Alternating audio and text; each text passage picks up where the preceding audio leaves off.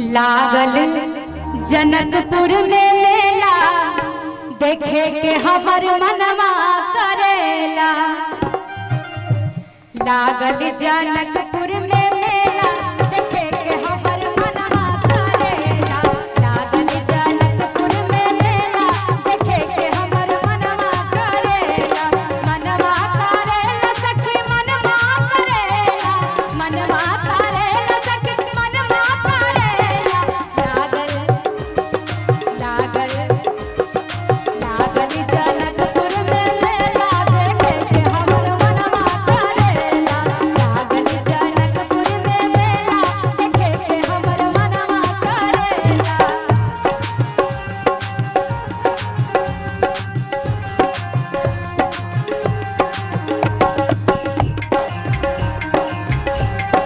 ओहो क्या बात है।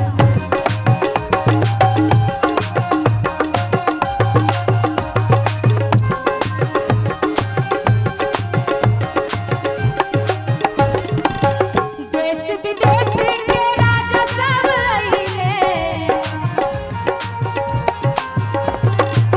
देश विदेश के राजा सब अइले। देश विदेश के राजा सब अइले। कवन वीर कवन वीर कवन वीर तोरे अकेला देखे के हमर मनवा करेला।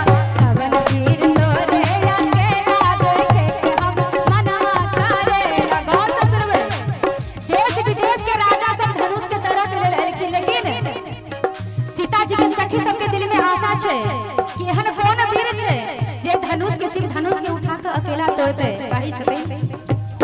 कवन वीर कवन वीर कवन वीर तोरे अकेला देखे के हमर मनवा करेला। लागल जनकपुर में मेला देखे के हमर मनवा करेला।